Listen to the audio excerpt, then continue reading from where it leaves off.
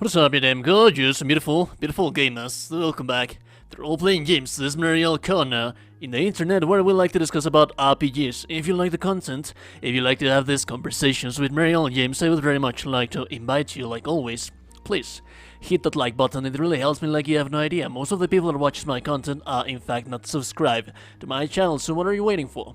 That being said, like always, I will have timestamps in the video so that you can jump to whatever part of the video that you're interested, but this specific section is going to work as something like an index. Let me describe real fast all of the sections of the video so that you know what kind of part of this video you need to turn your Elden Ring into Zelda, The Legend of Zelda Elden Ring. So, first, I am going to have face sliders so that you can make this link that you have in front of you happen. I know that this is not the most perfect link out there, but I mean, it works perfectly fine for me. It actually looks a bit similar to Twilight Princess's link. The armor also looks similar to Twilight Princess's link. And I'm fine with that, because actually Twilight Princess is my favorite Zelda game, so the sliders might have something to do with that. With that being said, after that, we need to change the soundtrack. Yes, we'll talk about that later, but we will need to change the soundtrack of the game to make this feel like Zelda. After that, we're going to show you the equipment that we have, description of each part of the equipment, and why do we need it to look like Link while exploring the world of Hyrule, and spells, because we're also going to be using spells, also the stats. So that said, the first part of the video is going to be me showing you precisely the face sliders for this thing to look like Link. Now, do bear in mind that I do not want to waste that much time in here, so I'm actually going to do it quite fast. I'm going to go through it quite fast to not waste that much time in here. But feel free to slow down the video and pause it around here and there while you make your link. So, let's go through that.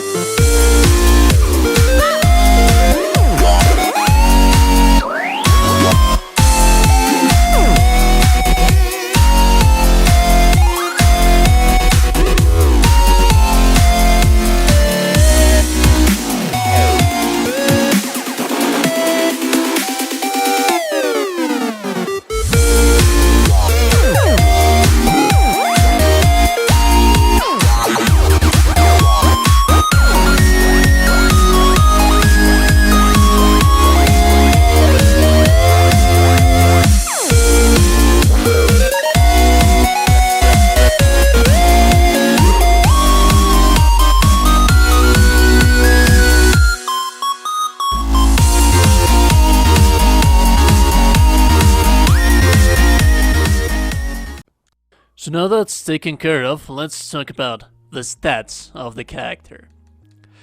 I want to make a brief change on the format on the video right here. I'm not actually going to be describing the reason for each of those individual stats, but I also like to, I would rather like to speak about something that has come up in my recent videos.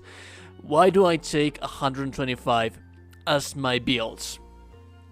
Sometimes people ask me if that's the PvP meta, or if that's the meta for a desired character, and sometimes people get jumpy because they already leveled too much and they are not in this level, they are beyond them, so they feel like I shouldn't be hanging around in these levels. Now let me tell you why this is in your favor. Me personally, I like 125 PvP, but also this is in your favor. If I make an endgame build on 125, I like to make that build to be efficient and to be damaging. Right now, let me tell you that with this build, you can pretty much go through, if you're a PvE player, you can pretty much go through New Game Plus to New Game Plus 7 with no problems, because this is the highest possible damage that you are going to reach. You cannot go higher than this. And we achieve that as low level as possible. Because that's what a build means, dude. A build means that you need to make something happen as soon as possible. Realistically speaking, it takes way too much to get to 150, to get to 200. If you have your character in 200 and you want to make this build and you're upset because I made it in 125, do bear in mind that not everyone likes to farm Morrowind Palace like you do. And there's nothing wrong with that, because at the end of the day, with this build, you already have everything that you need to go through New Game to New Game Plus 7. And even more than that, if you're, let's say, level 200, you have 75 extra points that you can place wherever you want to. And it's not going to impact anything on this build. It's just going to get a little bit stronger. If it is the case, you could probably add more points into Fate and have that on 80 as well to reach the soft cap, to use the Death Prince staff, which is going to increase your spell buff. We're actually going to be using spells with this thing. But do bear in mind that this build is planned to be as efficient as possible, as low level as possible. Trust me. When it comes to the purity of the build, this is everything that you need to go through the whole entirety of the game as soon as possible. And if I am being honest with you, going beyond 150, like going way beyond those thresholds, even when you reach 250, I know that there's people playing on 250. That's not a build anymore, because you can place everything on those builds.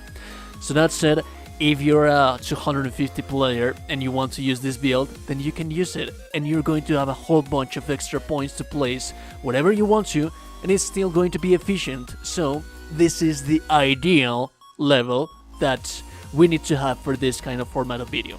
So these are the stats, and that's the explanation of why do we have the stats on that level. Equipment.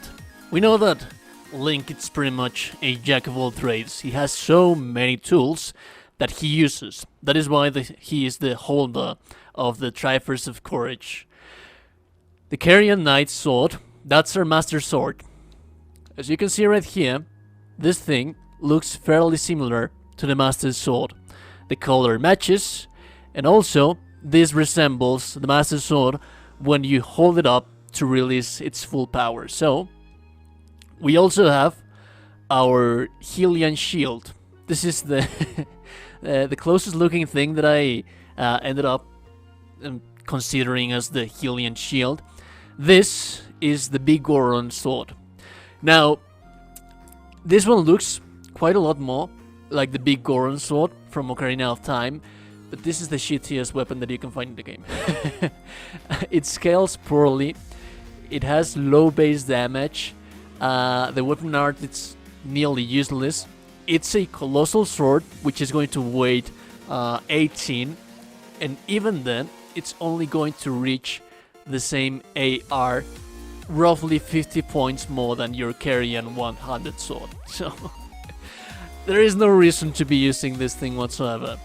This thing doesn't look that much like the Big Goron Greatsword, but this move, it's actually performed by Link in several of the Zelda games. Twilight Princess, as you were able to see in the showcase, Wind Waker as well, when Link jumps to Ganondorf's face and stabs him in the forehead. So yeah.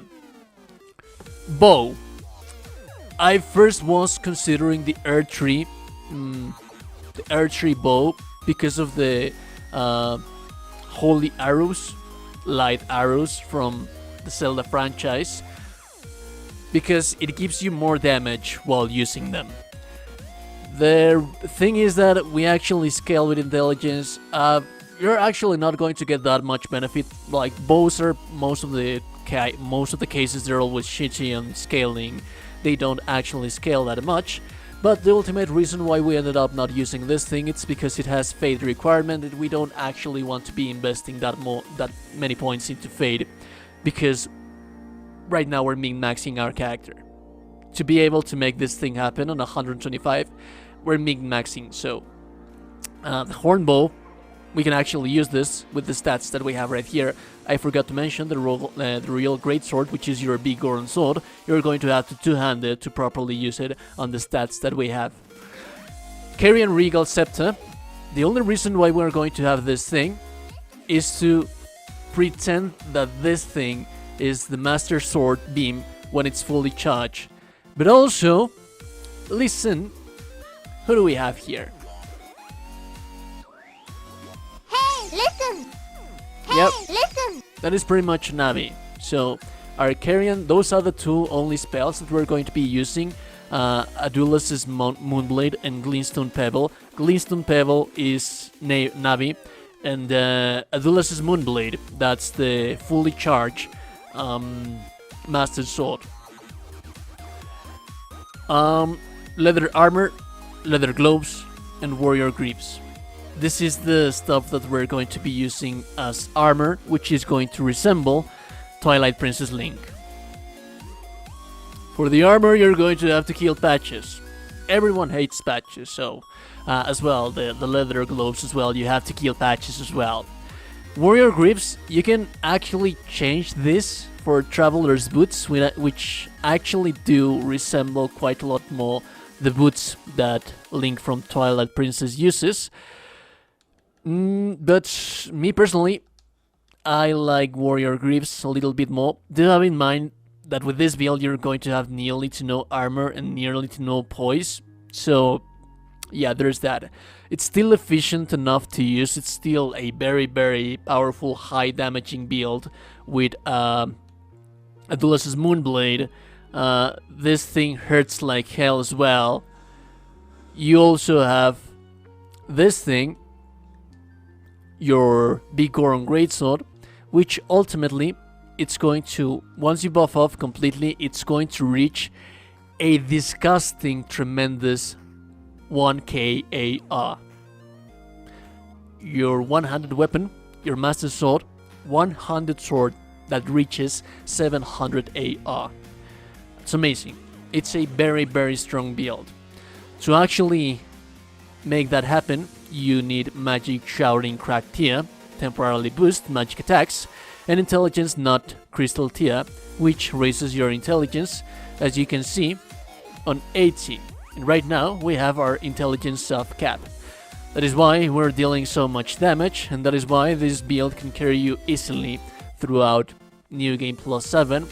And this is pretty much everything that you need for the build. I forgot the talismans. Radagon Soul Seal, I always like to use this one, 20 extra levels, you cannot miss them. Airtrace Favor, we're actually using quite a lot of stuff. Royal Greatsword, it weighs like hell, so you need that weight as well. Health, stamina, that's always nice to have. Radagon Icon, Grab and Mass Talisman, that's to increase our damage on our Navis. And the fully charged Master Sword's Beam. So, like I said, this is a build that will carry you easily, with no problem, throughout the whole entirety of the game. If you want to add some more levels to add more versatility to the build, remember that we're Link. And if you would like to add some miracles, then do tell me in the comments below if there would be some miracles that Link would use, or some other tools. But right now, let's move over to one of the most important parts of the video, the soundtrack. Now you need one specific Zelda track for each section of your game. What you want to do is go to System, go to Sound and Display, tone all of the music down to 0. Now, on the description of this video, you will find a Spotify playlist. That is a Spotify playlist that I arranged myself so that you can play those songs on a specific parts of the game. Temple of Time, trust me, play this in Leyndell Capital. It's going to change the experience like you have no idea. All of these songs are going to change the experience like you have no idea. Fire Temple for the Volcano Manor. Sora's Domain for the Royal Lucaria Academy. Death Mountain for Mount Gelmir. Boss Battle for every single boss battle. I like to use Midna's Lament for the rivers. Siofra River and all of the rivers. Also for the Earth Tree and the most melancholic boss fights like Malenia. Harley Field for whenever, every time you're in the field. So there's that. Hyrule Castle. I like to use this one on Stormvale Castle. I know that that's an endgame song. That's the song that you play before you actually fight against Ganondorf. But I mean, the graph thing and the whole darkness that surrounds Stormvale Castle, I believe the mood fits perfectly. Now, for each one of the dungeons, caves, and all that stuff that you're going to find on the game, throughout the game, the Shadow Temple. Trust me, it sounds beautiful. And this one, Kaelid. Yeah, I know, I tried to use the desert from Twilight Princess. I couldn't find a proper track for that on Spotify. So you're going to mostly be using Gerudo Valley.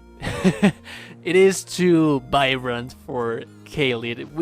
We have made quite several memes around Kaelid here in the channel.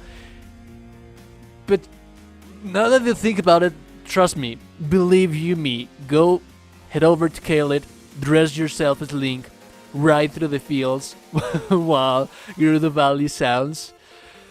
The whole game with these tracks, if you play the game, if you play Elden Ring with these tracks, trust me, naturally you're going to be changing the tracks manually depending on the situation that you're on, and if you're actually micromanaging places that you need to visit, it's going to get a little bit tiresome. But if you have your phone at hand and you can change your tracks through the phone, or you have any other music app that you like to use, it's going to change your experience completely. Like, it really is going to change your experience completely. And that being said, that's pretty much everything that you need to turn your game into Zelda. The Master Sword, the fully charged Master Sword. Oh, the fully charged Master Sword. We have Navi here as well. We have our Big Goron sword, which is amazing. It deals disgusting amounts of damage. It also gives you hyper armor, which is also nice. Remember to always use your flasks to reach maximum damage with this thing. Those are your light arrows from Zelda franchise. And this bow is actually going to reach its highest potential by using magic arrows. But if you're able to place frost arrows, there's actually ice arrows on Zelda. If you're actually able to place some frost arrows on it, it's going to add some more cosplay value, and it's also going to get bumped up on the damage, because this bow increases the damage of the magic arrows. So that said, that's pretty much everything that you need to make your Elden Ring into the Legend of Zelda Elden Ring. Remember that if no one has told you today that you're a gorgeous and beautiful person, you are indeed a gorgeous and beautiful person. Remember to like the video and subscribe to the channel before you close the door. And I'll be seeing you goddamn gorgeous and beautiful people in the next one. Have a beautiful day, and goodbye.